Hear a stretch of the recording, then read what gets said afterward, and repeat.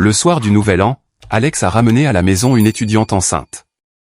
Lorsqu'il a annoncé la nouvelle, j'étais dans la cuisine en train de préparer des tortellini fait maison. La farce délicate au veau et aux champignons sauvages était le plat absolument préféré de ma belle-mère, Eleanor. De la farine collait à mes doigts, et je devais frotter pour l'enlever. La tête baissée, je me concentrais sur le pliage des bords de la pâte. Exactement 18 plis précis sur chaque tortellini. C'était la règle absolue et inviolable chez les Sterling pour le réveillon du Nouvel An. Chaque pli devait être parfaitement symétrique, comme s'il avait été fait par une machine. Au cours de mes 6 années de mariage, je n'avais pas acquis beaucoup de talents extraordinaires. Mais lorsqu'il s'agissait de faire des pâtes fraîches à partir de zéro, je pouvais facilement rivaliser dans un concours culinaire national. Dehors, par la fenêtre, les premiers feux d'artifice clairsemés éclataient déjà. Ils s'épanouissaient comme de petites étincelles dans un ciel qui n'était même pas encore tout à fait sombre. Notre gouvernante, Martha, dressait la longue table de la salle à manger dans le salon. L'eau bouillait dans une grande marmite en cuivre, la vapeur recouvrant les fenêtres de la cuisine d'un épais brouillard blanc. Tout semblait exactement comme il se devait pour un soir de fête, à l'exception de la jeune femme debout dans le hall d'entrée. Elle portait une doudoune blanche et son écharpe couvrait la moitié de son visage, ne laissant apparaître que ses grands yeux ronds sous de longs cils. Même sans maquillage, des yeux pareils dégageaient une pure innocence enfantine. Son ventre était déjà visiblement rond, le manteau d'hiver ne parvenait pas à le cacher. Elle semblait enceinte d'environ 4 ou 5 mois. Elle se recroquevillait timidement derrière Alex, ses doigts agrippant le revers de son manteau en cachemire bleu marine comme une élève de CP dont l'instituteur vient de l'introduire dans une nouvelle classe. Alex se tenait sous la lueur ambrée et chaleureuse du lustre de l'entrée. Son expression était complexe. Je pouvais y lire de la culpabilité, de la nervosité et une étrange détermination sans précédent que je ne lui avais jamais vue auparavant. Je n'avais vu une telle détermination sur son visage qu'une seule fois, il y a 6 ans, lors de notre mariage, lorsqu'il se tenait à l'autel en me regardant remonter l'allée. La même lueur brillait dans ses yeux à l'époque. Sauf qu'alors, elle m'était destinée. « Kate » dit-il doucement.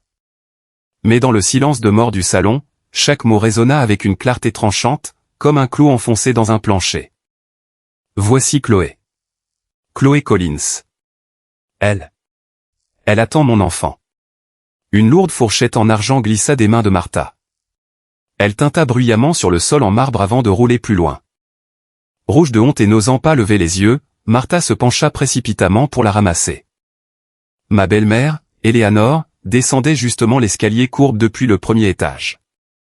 Sur le palier, elle se figea complètement. Sa main agrippa la rampe en chêne poli, et le sourire de circonstance festive qu'elle n'avait pas encore tout à fait réussi à effacer se figea sur ses lèvres. Un silence total régna dans le salon pendant ce qui sembla être 5 secondes atroces. Sur le grand écran de télévision, une émission du Réveillon battait son plein, les animateurs souhaitant joyeusement aux téléspectateurs une année de chaleur familiale et de bonheur. Mes doigts terminèrent le dernier pli. Je posai délicatement le tortellini sur la planche en marbre saupoudré de farine. Mes mouvements étaient si calmes que je m'en surpris moi-même. Puis j'essuyai mes mains sur mon tablier, levai la tête et regardai la jeune fille près de la porte. Elle m'observait en secret elle aussi. Lorsque nos regards se croisèrent, elle sursauta comme un lapin effrayé et se pressa encore plus contre les larges épaules d'Alex. « C'est pour quand ?» demandai-je. Alex fut décontenancé. Il n'avait manifestement pas prévu que ce soit ma première question.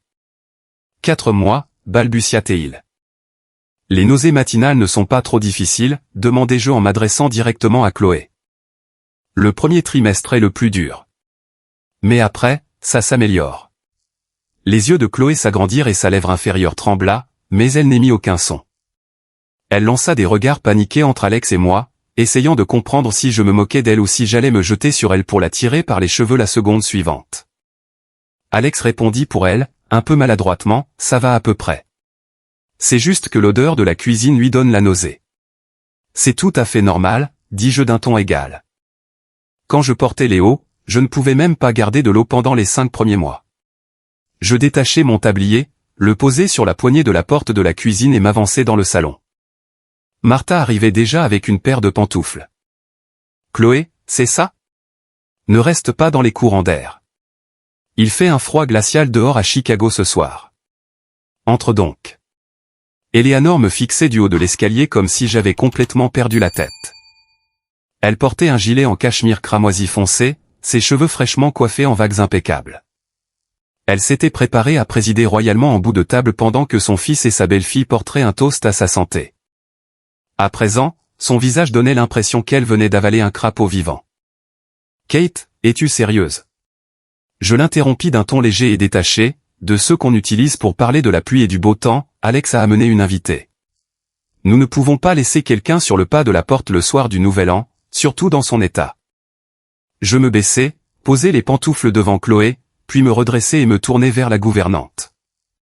Martha, s'il vous plaît, dressez un couvert supplémentaire. Chloé s'assiera à côté de moi. Si elle est sensible aux odeurs de nourriture, il vaut mieux la placer le plus loin possible de la cuisine. Alex regardait la scène se dérouler dans un silence stupéfait. Sa pomme d'Adam oscillait nerveusement, et une tempête d'émotions que je ne parvenais pas tout à fait à déchiffrer faisait rage dans ses yeux. Il s'était sans doute préparé à un ouragan, à mes larmes, mes cris, une crise d'hystérie, ou peut-être à ce que je lui vide un bol de viande crue sur la tête. Mais il ne s'attendait absolument pas à ce que j'offre une paire de pantoufles à sa maîtresse enceinte. « Kate, m'aplatait-il à nouveau, la voix encore plus basse et hésitante qu'auparavant. « Oui, me retournai-je vers lui. « Merci. »« Pourquoi ?» dis-je avec un léger sourire. « Après tout, les fêtes sont un moment de chaleur familiale. Accompagne Chloé jusqu'au canapé. Le dîner sera bientôt prêt. » Je tournai les talons et retournai dans la cuisine. La vapeur chaude de la marmite en cuivre m'enveloppa immédiatement le visage. Un à un, je plongeai les tortellini dans l'eau bouillante. Les petites poches pâles plongèrent dans l'eau bouillonnante avant de remonter à la surface. Je comptais dans ma tête. 1, 2, 3. Exactement 18 plis sur chacune d'elles. Mes mains ne tremblaient pas, mais au fond de moi, la lame du couteau que j'aiguisais depuis 3 ans était désormais plus tranchante que jamais. Je m'appelle Catherine. Je suis mariée à Alexander Sterling depuis 6 ans. Notre fils, Léo, a 3 ans. Il y a 6 ans, notre mariage faisait parler toute la ville. La famille Sterling était l'une des forces les plus influentes de l'immobilier à Chicago. Leur entreprise, Sterling Development, dirigée par le père d'Alex, Peter Sterling, figurait systématiquement parmi les 10 meilleurs promoteurs du Midwest. Ma famille n'était pas pauvre, mais comparée aux Sterling, nous appartenions clairement à la classe moyenne. Mes parents m'avaient offert une excellente éducation. Diplômé d'un prestigieux programme d'architecture de Northwestern, j'avais décroché un poste de designer dans un cabinet de premier plan. Alex et moi nous étions rencontrés lors de la présentation par notre cabinet d'un projet pour l'un de leurs nouveaux complexes résidentiels de luxe.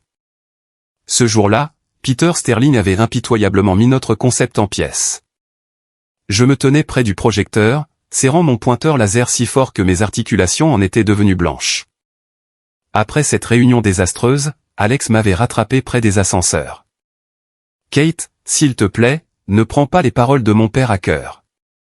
Il est toujours comme ça. Ton projet est brillant. » Pour être honnête, il m'a courtisé pendant 6 mois après cela. Ce n'était pas la poursuite agressive et tape à accent grave l'œil d'un riche héritier.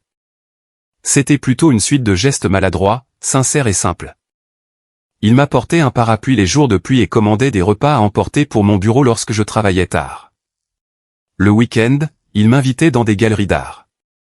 Et quand nous étions fatigués de marcher, nous achetions des beignets chauds au cidre de pomme à un marchand ambulant et les mangions assis sur un banc public près du lac. Il me disait qu'il ne voulait pas être enchaîné à l'entreprise familiale. Son rêve était d'ouvrir son propre studio de design indépendant, rien que tous les deux. Sa sincérité m'a conquisé, à 24 ans, je l'ai épousé. Pendant les 3 premières années de notre mariage, il m'a vraiment fait croire que je vivais un conte de fées. Il ne touchait pas un centime de l'argent de son père. Il a réuni une petite équipe et a lancé un cabinet de design d'intérieur. Je l'aidais à trouver des clients, à dessiner des plans et à négocier avec les entrepreneurs. Notre modeste studio s'est forgé une excellente réputation. L'année de la naissance de Léo, Alex attendait devant les portes de la salle d'accouchement, et quand l'infirmière lui a présenté notre fils, il a sangloté plus fort que le bébé. Les familles des autres patientes le regardaient avec stupeur, et une infirmière, pensant qu'il se sentait mal à la vue du sang, s'est empressée de glisser une chaise sous ses genoux. Il balbutiait à travers ses larmes, « Ma femme. Elle a enduré tellement de douleurs, ce qui avait ému ma mère aux larmes sur le coup, la poussant à lui glisser discrètement une enveloppe d'argent de célébration dans la poche. À cette époque, il aimait notre famille avec un dévouement farouche et inébranlable. Je le sentais au plus profond de moi.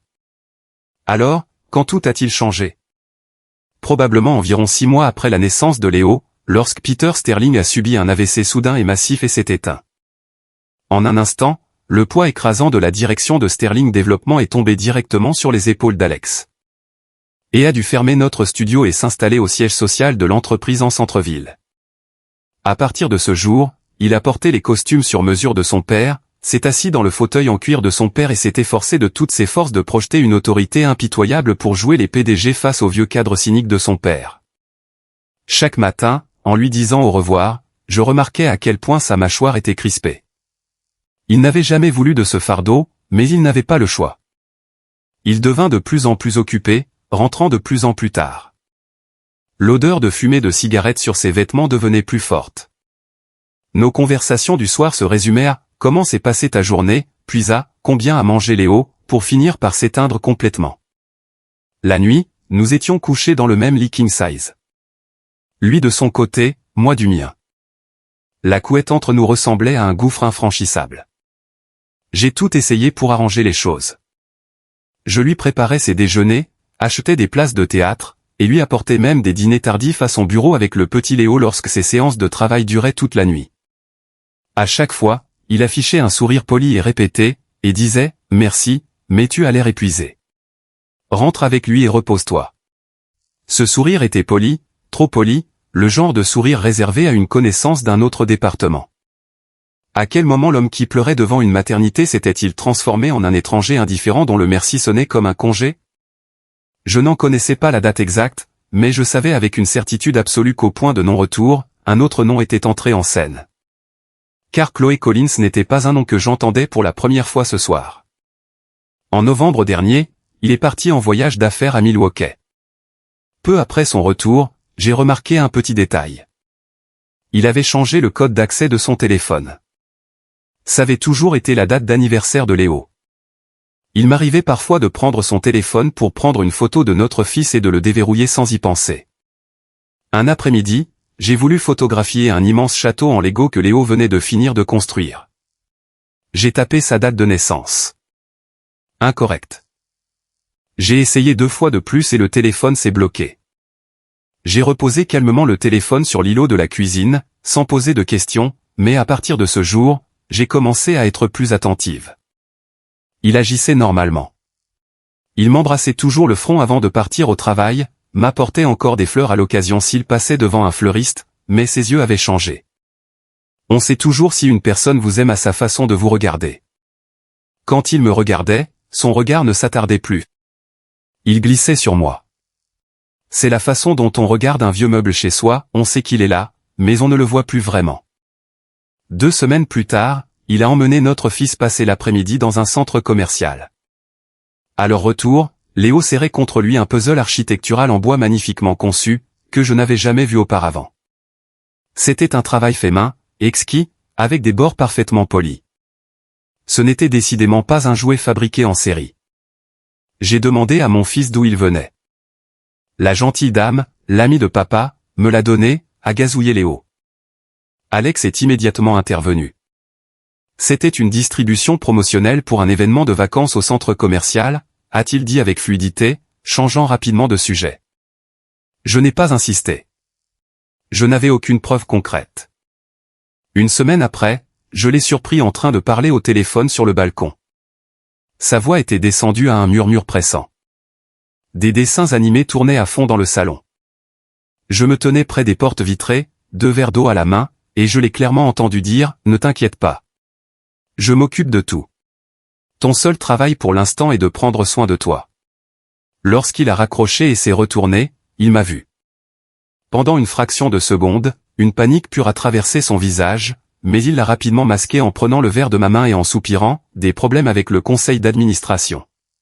J'ai hoché la tête en silence, lui ai donné son verre et suis retourné au salon. Des problèmes avec le conseil? Combien d'hommes ont utilisé exactement cette excuse pour brouiller les pistes?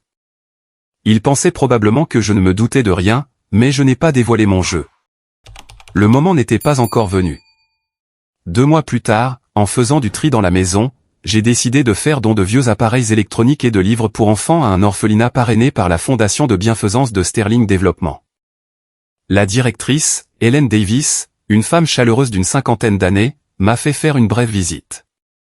Je m'y rendais régulièrement, m'étant particulièrement attaché à 2 frères et sœurs orphelins, Noah et Nina. Alors que je saluais Nina, Hélène a désigné un coin de la cour de récréation où se tenait une jeune femme en robe bleue modeste. « Catherine, regarde là-bas. C'est Chloé, une étudiante bénévole que ton mari parraine personnellement. Elle vient toutes les semaines. Les enfants l'adorent. » J'ai regardé. La jeune fille semblait avoir un peu plus de 20 ans. Grande, svelte, les cheveux attachés en une simple queue de cheval. Elle était accroupie, apprenant à une petite fille à dessiner. Quand elle souriait, ses yeux se plissaient en demi-lune, et son visage avait l'air aussi pur et innocent que de l'eau de source. Chloé Collins a poursuivi fièrement la directrice. Elle est en 3e année dans une faculté à Milwaukee, elle vient d'un milieu très défavorisé. La fondation de Monsieur Sterling couvre ses frais de scolarité via une bourse spéciale. Elle a proposé de rester ici pour aider pendant ses vacances d'hiver, et nous avons été ravis de l'accueillir. C'est merveilleux, répondis-je calmement. Une jeune fille si généreuse. Ce soir-là, Alex est rentré étonnamment tôt pour le dîner. Assis en face de moi, il a mangé sa soupe et a joyeusement interrogé Léo sur l'école maternelle. Je le regardais, pensant à la jeune fille dans la cour, à son sourire éclatant et innocent, et j'ai senti quelque chose en moi se glacer définitivement. L'université de Milwaukee et ses fréquents voyages d'affaires là-bas formaient un tableau parfait et indéniable. Mais je n'ai pas cherché plus loin à ce moment-là. Non pas parce que je ne le voulais pas, mais parce que ce n'était toujours pas le moment. Et puis est arrivé aujourd'hui, le réveillon du Nouvel An, le jour où il l'a physiquement introduite dans notre maison. Je me tenais près de la cuisinière. Les tortellini étaient tous remontés à la surface, dodus et parfaitement cuits, tourbillonnant dans le bouillon frémissant.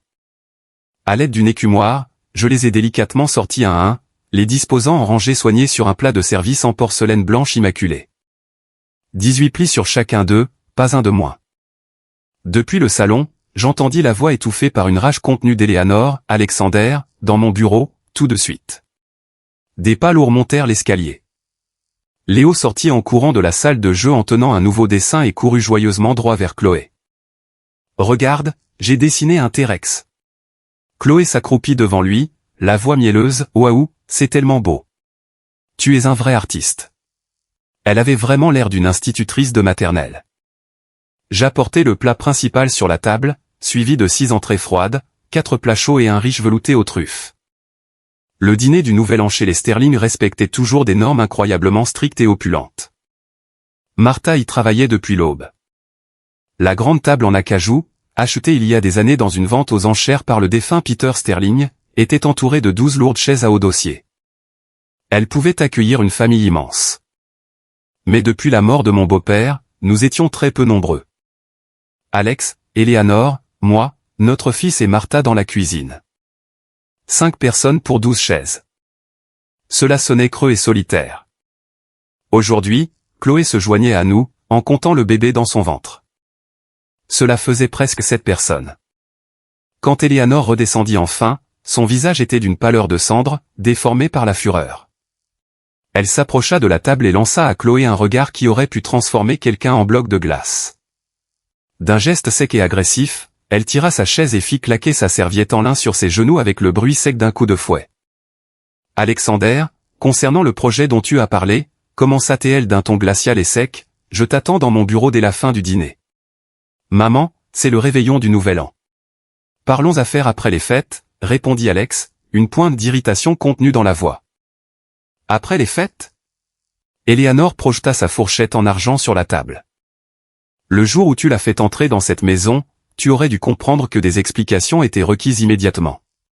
Chloé se recroquevilla sur sa chaise, baissant la tête et croisant frénétiquement ses doigts sur ses genoux. Elle avait retiré sa doudoune. En dessous, elle portait une robe de maternité en maillage qui accentuait nettement son ventre arrondi. Son cou était délicat, ses clavicules saillantes.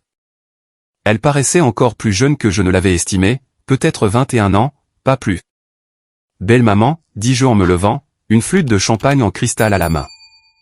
Ce soir est une soirée de fête. Ne mettons pas notre invité dans une position inconfortable. Nous pourrons laisser les discussions sérieuses pour demain. Je voudrais lever mon verre à votre santé. Que la nouvelle année vous apporte une santé de fer et de la prospérité. Eleanor me fixa. Un mélange chaotique de fureur, de ressentiment et de profonde déception face à mon attitude tourbillonnait dans ses yeux. Elle devait se demander pourquoi l'épouse légitime ne traînait pas cette intruse dehors par les cheveux, mais jouait au contraire les pacificatrices. Néanmoins, elle ne refusa pas le toast. Nos verres s'entrechoquèrent, et elle vida le sien d'un trait. Puis elle reposa le verre avec un bruit sourd, s'adossa à sa chaise et s'enferma dans un silence de mort. Je m'assis, saisis les pinces de service et déposai une tranche de côte de bœuf parfaitement rôtie dans l'assiette de Chloé. Goûte ça. C'est la spécialité de Martha. Notre petit Léo en mange toujours une demi-assiette. Chloé leva les yeux vers moi, des larmes brillant au coin de ses paupières. Merci. Merci. Merci beaucoup, Kate, murmura-t-elle d'une voix à peine audible. Je t'en prie, répondis-je, puis j'ajoutai une part de bar rôti. Le poisson est riche en protéines. C'est essentiel pour le développement du bébé. Assure-toi de bien manger. Puis je saisis les crevettes géantes. Je pris la plus grosse et la déposai dans l'assiette de ma belle-mère. Belle maman, s'il vous plaît, servez-vous. Martha était au marché aux poissons des Lobes spécialement pour celles-ci. Elles sont incroyablement fraîches. Eleanor laissa échapper un long soupir frémissant. Tant d'émotions complexes se mêlaient dans ce seul souffle. Elle avait probablement conclu que sa belle-fille était soit une sainte vivante, soit complètement folle alliée. L'atmosphère à table était d'une tension étouffante. Alex était assis en sandwich entre Chloé et moi, les yeux fixés sur son assiette, terrifié à l'idée de prononcer le moindre mot. Eleanor piquait mollement son poisson, le réduisant en une purée peu appétissante. Chloé grignotait nerveusement le bord de sa viande, terrifiée à l'idée de faire du bruit avec ses couverts. Léo était la seule personne à apprécier sincèrement la fête. Assis à côté de moi, il balançait ses petites jambes d'avant en arrière, assaillant Chloé de questions. Dis, tu as un bébé dans ton ventre? Tu aimes les dinosaures? Tu connais la chanson du brave chevalier? Chloé réussit enfin à esquisser un faible sourire face à cet interrogatoire, et pendant une fraction de seconde, la courbe de ses lèvres ressembla étrangement à la mienne. En baissant la tête pour boire une gorgée de bouillon, je jetai un coup d'œil rapide à l'écran de mon téléphone posé sur la table. 2 notifications de messages s'allumèrent. Le premier venait de ma meilleure amie, Sarah. Bonne année, ma belle. J'ai déterré tout ce que tu m'as demandé concernant cette fondation de bienfaisance. Le second message provenait de mon père, Kate. L'avocat Miller a préparé l'inventaire complet du partage des biens, comme tu l'as demandé. Je te le remettrai dès la fin des fêtes. Je balayai distraitement les 2 notifications et retournai le téléphone face contre table. À la fin du dîner, il ne restait plus que 6 tortellini sur le plat. Eleanor en avait pris un, y avait mordu dedans et l'avait abandonné, son appétit étant gâché. Alex n'en avait pas touché un seul de la soirée. Chloé en mangea un, salua poliment la saveur, puis, regardant l'énorme pile de nourriture que j'avais régulièrement accumulée dans son assiette, reposa timidement sa fourchette. Kate, chuchota-t-elle doucement. Merci. Merci infiniment. De quoi, dis-je en pliant élégamment ma serviette en lin avant de la poser. Une jeune femme enceinte n'a nulle part où aller par une nuit de fête glaciale. Alex a eu tout à fait raison de t'amener ici. Tu fais partie de notre famille maintenant, toi aussi. En prononçant ces mots, je jetai un regard oblique à ma belle-mère. Son visage n'était plus seulement pâle. On aurait dit une poêle en fonte qui avait reçu 3 coups de masse. Soudain, Chloé éclata en sanglots. De grosses larmes lourdes s'écrasèrent sur son assiette en porcelaine. Elle commença à s'essuyer frénétiquement le visage, tachant ses manches de larmes et de sauce. Kate, je ne sais même pas comment te regarder en face. S'il te plaît, pardonne-moi. S'il te plaît. Tu n'as pas à t'excuser auprès de moi, l'interrompis-je doucement en lui tendant une serviette propre. Il faut être 2 pour faire un bébé. Prends juste soin de toi pour le moment. Le bébé est la chose la plus importante. Alex observa l'échange dans un silence complet. Toute une gamme d'émotions traversa son visage, le choc, une profonde gratitude, une culpabilité étouffante et une sourde anxiété persistante. Il devait vraiment croire que j'avais simplement accepté mon sort et capitulé. Chloé pensait probablement que ce réveillon du Nouvel An allait rester comme la nuit la plus étrange, mais miraculeusement la plus peaceful, de l'histoire de la famille Sterling. Ils se trompaient tous les deux lourdement. Vers 2 heures du matin, la vaste propriété de banlieue des Sterling s'endormit enfin. Eleanor avait pris 2 puissants somnifères avant de se coucher. Martha s'était retirée dans la maison d'invités depuis des heures. Alex choisit de dormir sur le canapé en cuir de son bureau à la maison, prétextant qu'il devait avoir une longue discussion avec Chloé sur les prochaines étapes. J'installai personnellement Chloé dans la suite d'invités du rez-de-chaussée. Je préparai moi-même des draps frais en coton haut de gamme, tapotai les oreillers et lui apportai une couverture chauffante supplémentaire. Lui faisant remarquer que les femmes enceintes sont frileuses et que les bouches de chauffage de cette aile étaient réputées pour laisser passer les courants d'air. Léo dormait depuis des heures dans sa chambre, serrant son T-Rex en peluche. Un doux sourire flottait sur ses lèvres. Il était ravi parce que ce soir, une gentille dame était venue à la maison pour dessiner et jouer avec lui. Il n'avait absolument aucune idée que la présence de cette dame était sur le point de détruire son univers, et il ne savait pas à quoi ressemblerait sa vie à son réveil le lendemain. Je restai longtemps assise sur le bord de son petit lit. La lumière de la lune filtrait à travers l'interstice des rideaux occultants, jetant une lueur argentée sur son visage rond et angélique. Il avait mes longs cils et mon nez droit. Il se retourna dans un soupir et marmonna dans son sommeil, « Maman, le dinosaure a faim. » Je remontai sa couette jusqu'à son menton et embrassai son front tiède. Il sourit dans son sommeil et serra plus fort son jouet. Puis je me levai, retournai dans la chambre principale et ouvris mon dressing. Tout au fond, caché derrière les manteaux d'hiver, je sortis un sac de voyage en cuir préalablement préparé.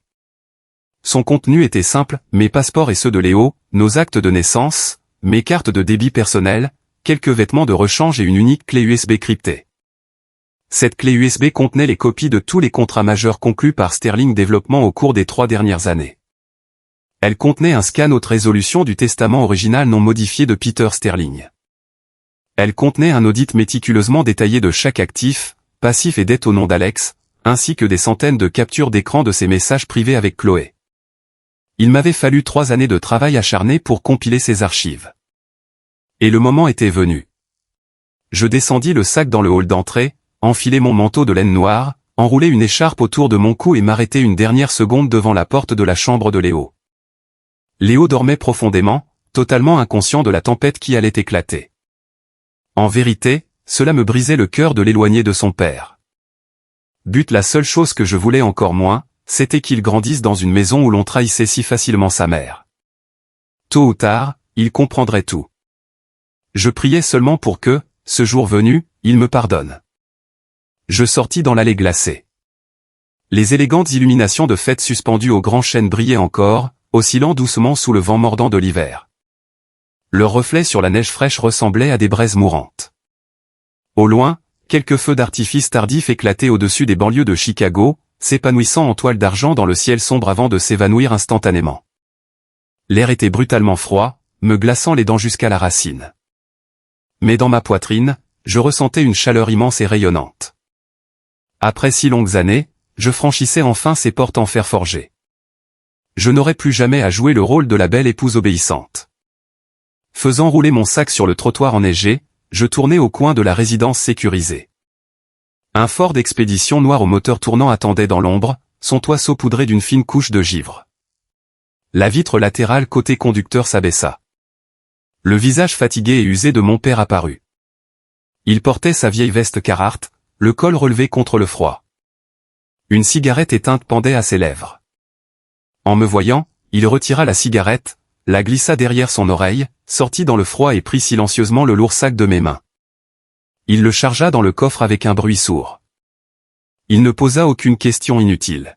« Et le petit Léo ?» demanda-t-il doucement. « J'irai le chercher à la première heure demain matin, qu'il dorme paisiblement dans son lit pour une dernière nuit. » J'ouvris la portière passager et montai dans l'habitacle chauffé.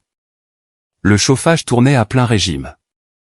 Les sièges étaient recouverts de plaids en laine tricotée à la main que ma défunte mère avait fabriquées il y a des années. Mon père passa la première et nous roulâmes doucement sur les routes de banlieue désertes et enneigées. « Les papiers sont prêts ?» demanda-t-il, les yeux fixés sur la route. James Miller a déposé la demande de partage des biens juste avant la fermeture des tribunaux pour les fêtes. Le greffier nous a informé que l'affaire sera officiellement enregistrée dès le premier matin d'ouverture. La requête visant à geler ses actions de l'entreprise et ses comptes personnels arrivera sur le bureau du juge exactement au même moment. À partir de mardi, il ne pourra plus déplacer un seul centime. Et pour cette fille? Chloé? Sarah a tout obtenu. D'où vient réellement l'argent de sa bourse, son véritable âge, et qui est le véritable père du bébé? Tous les documents sont sur la clé USB. Mon père ne dit pas un mot de plus, serrant simplement le volant. Des vieux haut-parleurs de la voiture, les accords doux de Free Falling de Tom Petty s'échappaient dans l'habitacle. Mon père adorait cette chanson quand il était jeune. Chaque fois qu'il m'emmenait pêcher au lac, il la fredonnait doucement. Ma mère disait qu'il chantait faux, mais elle ne le reprenait jamais. Elle se contentait de sourire chaleureusement en le regardant faire griller le poisson sur un feu ouvert. Dehors, la ligne d'horizon scintillante de Chicago s'estompait dans le rétroviseur. Des rangées de décorations de Noël de banlieue défilaient dans le flou. Je pressais mon front contre la vitre froide, disant un adieu silencieux à la ville où j'avais passé toute ma vie d'épouse. J'avais toujours pensé que lorsque ce moment viendrait, je m'effondrerais en larmes, que la douleur serait insupportable, que je serais torturé par les souvenirs des paroles tendres qu'Alex me murmurait autrefois. Se mélangeant dans ma tête à l'image grotesque de sa maîtresse enceinte debout dans notre hall d'entrée. Mais rien de tout cela ne se produisit. Mon cœur battait régulièrement et calmement, comme si je venais de me réveiller d'un très long et très profond sommeil. Je préparais minutieusement ce geste précis depuis 3 ans. Alors, quand il avait eu l'audace de l'amener chez nous, il n'y avait absolument plus aucune raison d'hésiter. La seule chose qui restait à faire était d'aller de l'avant. Alors que nous nous engagions sur l'autoroute en direction du nord vers le Wisconsin, mon téléphone vibra contre ma jambe. C'était un message d'Alex. Il devait probablement être encore assis sur le canapé en cuir de son bureau, essayant de calculer comment équilibrer son épouse légitime et son étudiante enceinte. Comment me manipuler pour me faire accepter cette nouvelle normalité et comment gérer la guerre entre sa mère et sa maîtresse. Il pensait sans doute avoir accompli un miracle, que le dîner s'était déroulé sans accroc, ou du moins sans cri. J'ouvris le message, « Kate, merci infiniment pour ton incroyable compréhension ce soir. Je sais à quel point je t'ai fait du mal, mais Chloé n'a vraiment personne d'autre sur qui compter dans ce monde. Elle est complètement seule avec ce bébé. Je ne peux pas l'abandonner à la rue. Mais s'il te plaît, crois-moi, toi et Léo serez toujours les personnes les plus importantes de ma vie. Donne-moi juste un peu de temps et je vais tout arranger. Bonne année. Je t'aime. » Le soir du Nouvel An, il amène dans ma maison une fille qu'il a mise enceinte, me force à lui servir à dîner, me laisse préparer son lit et, à 2 heures du matin, il a le culot de m'envoyer ces mots. Je fixai l'écran brillant et laissai échapper un ricanement silencieux. Il n'y avait ni ironie ni tristesse dans ce son, juste un pur étonnement face à la virtuosité avec laquelle une personne peut mettre en scène sa propre noblesse d'âme, en se convainquant sincèrement qu'elle agit comme un homme responsable et sensible. Je rédigeai une longue réponse. Puis j'effaçai le tout et lui envoyai simplement 2 mots, « Bonne année ». J'éteignis complètement le téléphone et le jetai dans mon sac à main. Le SUV s'arrêta enfin devant un chalet en bois de 3 étages au toit pointu, usé par le temps, sur les rives du lac Léman, Lake Geneva. C'était la vieille maison de mes parents, où ils avaient vécu pendant 30 ans. Dans le jardin de devant se dressaient 2 immenses pins que mon père avait plantés l'année de ma naissance. Leurs branches lourdes de neige s'élevaient vers le ciel sombre, encadrant un croissant de lune fin comme un rasoir. Une lampe de Porsche vacillait chaleureusement, et assis sur les marches en bois se trouvait notre gros charroux, Oliver. En voyant les phares balayer l'allée, il se leva, s'étira paresseusement et dressa sa queue bien haut. Je sortis de la voiture. L'air glacial de la nuit sentait fort les aiguilles de pin, l'eau gelée du lac et la fumée de bois. Cette odeur unique, incroyablement familière de mon enfance, réchauffa instantanément mon âme. C'était l'odeur d'un vrai foyer. Une fois à l'intérieur, je sortis mon ordinateur portable de mon sac et m'assis à la table de salle à manger en chêne rustique. Je branchai la clé USB et ouvris le dossier portant le nom de Sarah. Je n'avais pas encore eu l'occasion d'examiner les moindres détails de l'enquête de moralité que mon ami m'avait envoyée la veille. Les pages PDF s'affichèrent les unes après les autres. Le vrai nom de Chloé Collins était Angelina Collins, et elle n'avait pas 21 ans. Elle en avait 24. Après le lycée, elle n'avait pas réussi à intégrer une université d'État et avait passé 3 ans à errer dans un obscur institut d'enseignement communautaire non accrédité à Milwaukee. Durant sa 2e année, son aide financière avait été révoquée après qu'elle eût été prise à falsifier des documents pour obtenir illégalement une bourse fédérale plus importante. Après avoir abandonné ses études, elle avait commencé à travailler comme serveuse dans un bar sportif et salon de karaoké local. Grâce à son regard de biche et son air innocent, elle avait rapidement été prise sous l'aile d'un petit trafiquant de drogue local. Ils avaient vécu ensemble dans un parc de caravanes pendant 6 mois, et elle était tombée enceinte. Lorsqu'il l'avait abandonnée, elle s'était rendue dans une clinique privée pour organiser un avortement. Alors qu'elle se trouvait dans la salle d'attente, elle avait réussi à entamer la conversation avec la riche propriétaire de la clinique et avait obtenu, grâce à ses belles paroles, un poste de réceptionniste. Sa grossesse n'était pas un accident, et sa cible avait été soigneusement sélectionnée. Bien que ses comptes Instagram et Facebook fussent verrouillés avec des paramètres de confidentialité maximaux, Sarah avait réussi à retrouver une ancienne collègue mécontente qui avait conservé de vieilles captures d'écran. En octobre dernier, Angelina avait publié une mise à jour de statut, l'objectif pour cette année, trouver un mari riche. J'en ai fini de porter des perdants fauchés sur mon dos. Toujours plus haut, toujours plus loin. À cette publication était joint un selfie dans le miroir d'une chambre d'hôtel de luxe. Visible sur le lit en arrière-plan, il y avait une veste de costume sur mesure. Les boutons de manchette en platine personnalisés sur les manches, gravés du blason de la famille Sterling, étaient indissociables. C'était ce qu'Alex avait hérité de son père. L'histoire de la bourse d'études caritatives était une fiction tout aussi calculée. Parmi des centaines de candidats désespérés à la fondation Sterling, elle avait réussi d'une manière ou d'une autre à faire approuver une bourse portant directement la signature personnelle d'Alexander. De plus, elle avait officiellement enregistré sa grossesse auprès d'un gynécologue obstétricien le mois même où elle avait reçu son premier versement massif. Les dates de ses visites médicales et son histoire larmoyante affirmant qu'elle n'avait découvert sa grossesse qu'après le départ de son petit ami fauché s'effondraient totalement lorsqu'on les comparait aux relevés bancaires que Sarah avait découverts. Exactement un jour avant d'entamer formellement ses soins prénatals, un virement bancaire de 15 000 $ avait été déposé sur le compte courant personnel d'Angelina, provenant d'une société écran fictive nommée Consulting LLC. Le PDG officiel de cette LLC était le cousin de l'ancienne colocataire d'Angelina. Au cours des 2 dernières années, cette société écran avait reçu 6 virements distincts de Sterling Développement pour de prétendues prestations d'analyse marketing régionale, chaque facture oscillant entre 10 000 et 20 000 $. Quant à savoir si l'enfant était réellement d'Alex, l'examen des registres de vidéosurveillance de l'orphelinat et le croisement de ses visites cliniques montraient que les calculs ne correspondaient tout simplement pas.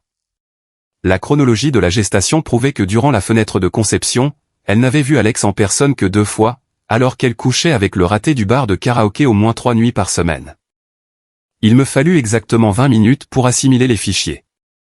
À chaque page que je lisais, mon sang se glaçait et mon esprit devenait plus affûté. Je fermai ce dossier et ouvris le suivant, intitulé « Sterling Développement, actifs et risques juridiques ». Ces archives étaient massives.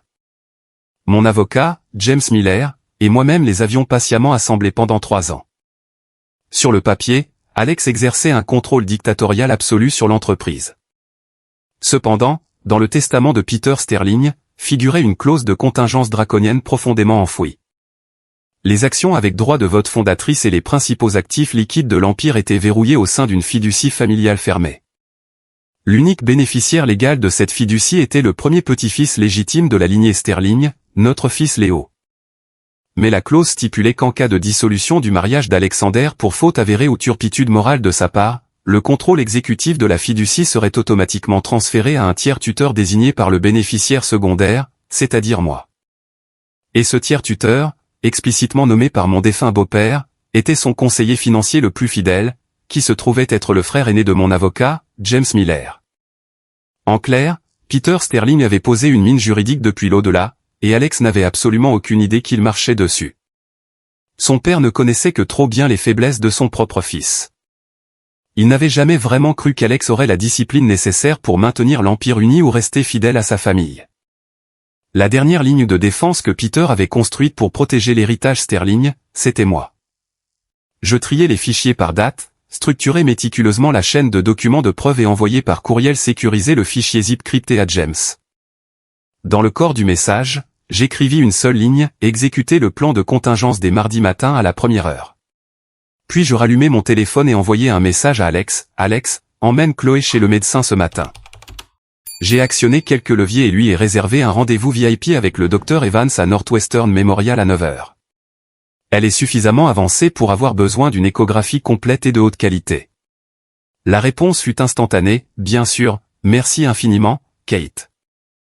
Tu es incroyablement généreuse. Je ne répondis pas. Il allait très bientôt faire l'expérience de toute la dévastation de ma générosité. À l'aube, j'étais couché dans mon ancien lit d'enfant, le regard tourné vers les pins couverts de neige par la fenêtre. Un oiseau solitaire était perché sur une branche. Dans la lueur grise du matin, je ne pouvais distinguer de quelle espèce il s'agissait. Il ébouriffa ses plumes, secoua le givre et s'envola dans le ciel pâle. Mon téléphone sonna. L'écran afficha « Eleanor Sterling ». Je décrochai et activai le haut-parleur. « Catherine, où es-tu passée au nom du ciel ?» Sa voix était stridente, totalement dépouillée de son élégance aristocratique habituelle.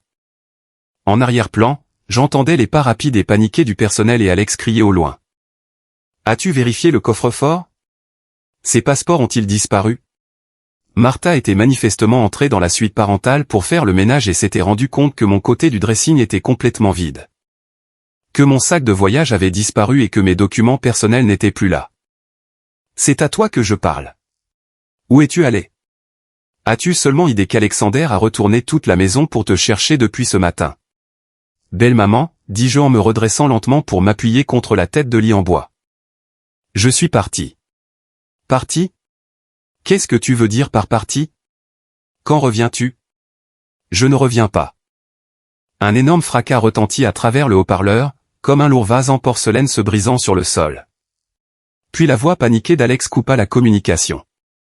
Il avait manifestement arraché le téléphone des mains de sa mère.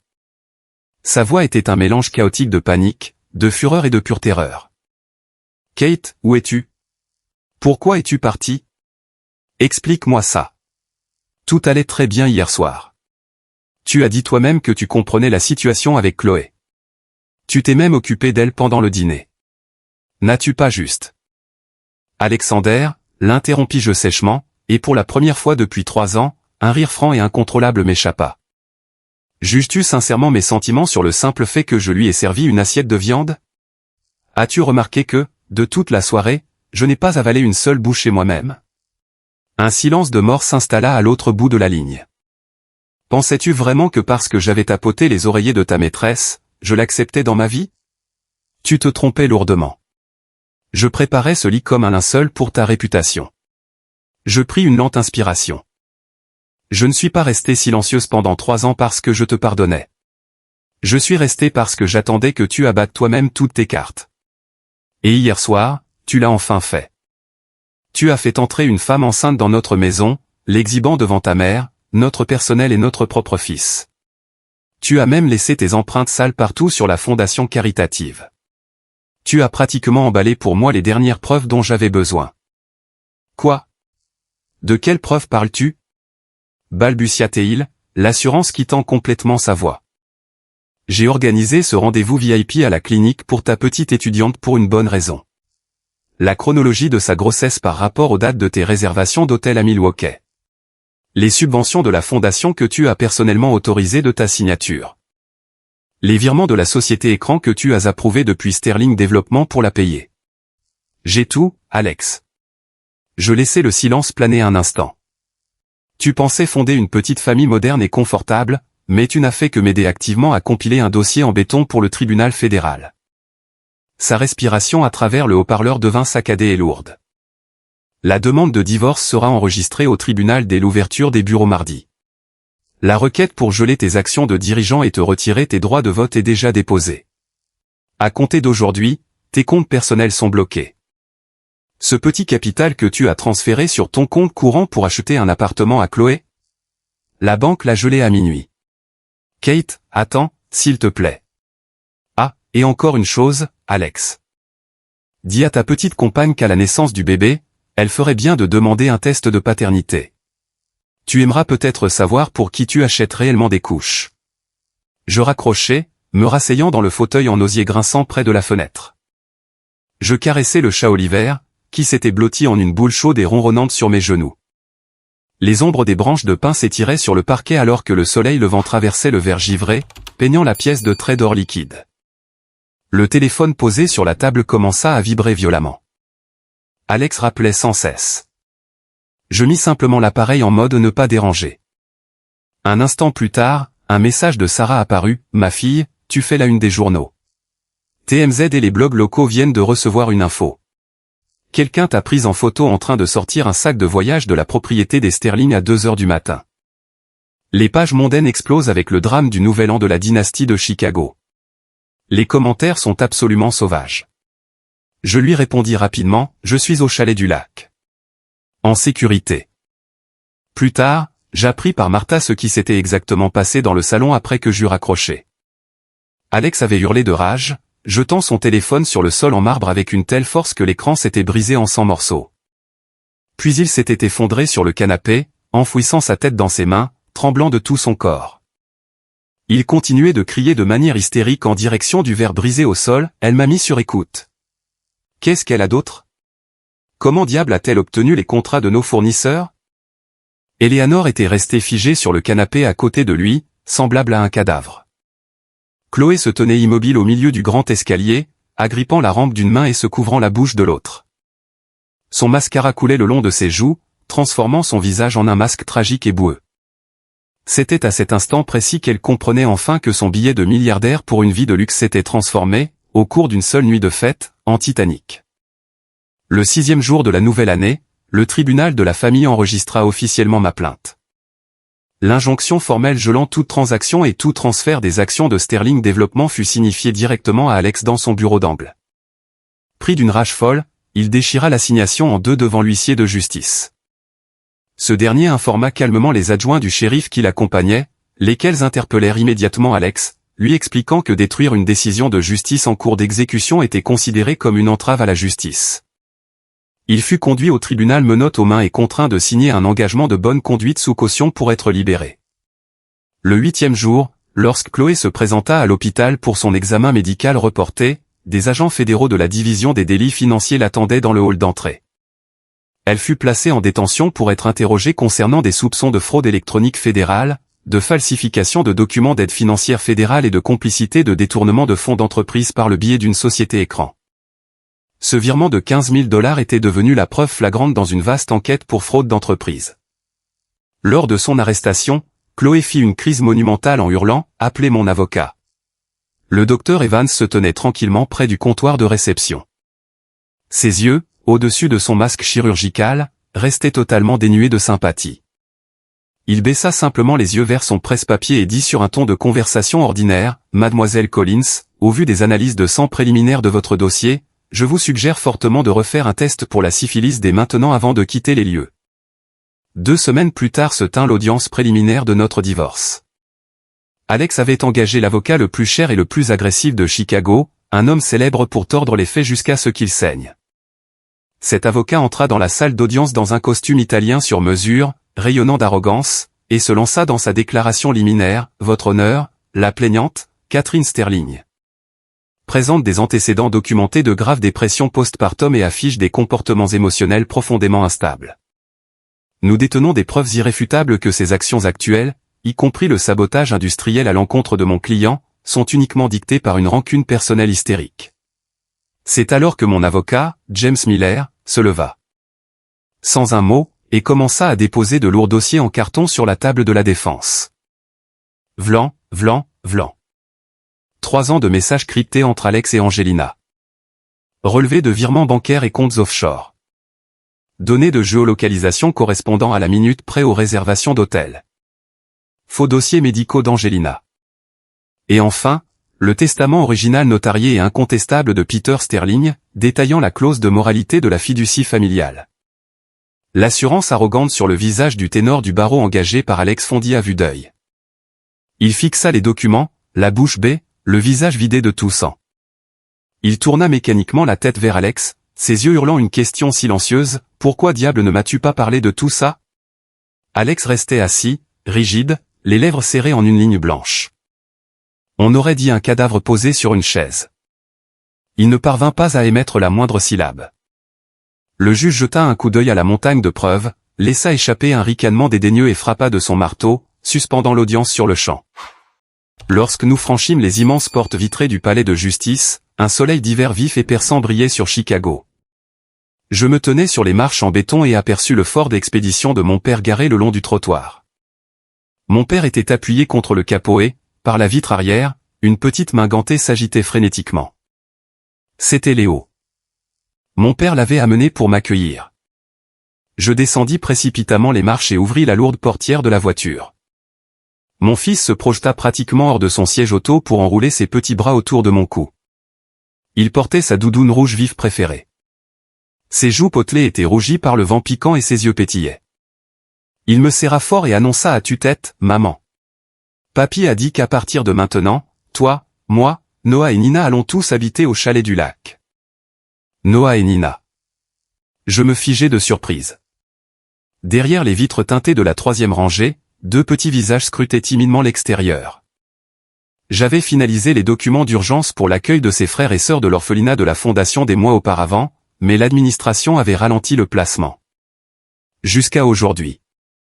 Nina ne portait plus sa robe bleue délavée et trop grande. Elle était emmitouflée dans un sweat à capuche en polaire rose chaud que j'avais demandé à Sarah de lui apporter.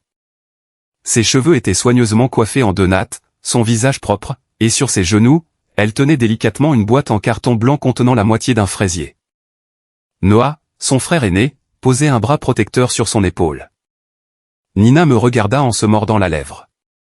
Puis, ne me regardant plus comme une riche et lointaine dame de charité, elle murmura doucement, « Maman. J'ai gardé la moitié du fraisier pour toi. » Je me penchai doucement pour la serrer dans mes bras, l'enveloppant d'un bras tout en tenant Léo de l'autre.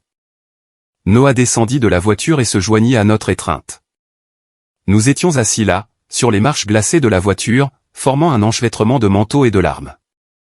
Je cachai mon visage contre leurs épaules chaudes. Le soleil brillait au-dessus de nous, nous enveloppant comme une lourde et réconfortante couverture. Debout près du véhicule, mon père jeta sa cigarette sur le trottoir, l'écrasa du bout de sa botte, fit mine d'être très intéressé par le lassage de ses chaussures et essuya discrètement ses lunettes à 3 reprises. Un mois plus tard, sur les rives paisibles du lac Léman, j'ouvris officiellement mon propre cabinet indépendant d'architecture et de design. Je le nommai N2K, d'après Noah, Nina et Kate, les personnes qui avaient sauvé ma vie. L'agence était modeste, nous n'avions que 12 employés, mais presque tous étaient les concepteurs principaux d'élite qui travaillaient auparavant pour le cabinet d'Alex. Dès qu'ils avaient appris que je divorçais et que je lançais un studio concurrent, ils avaient remis leur démission sans un mot pour me rejoindre directement.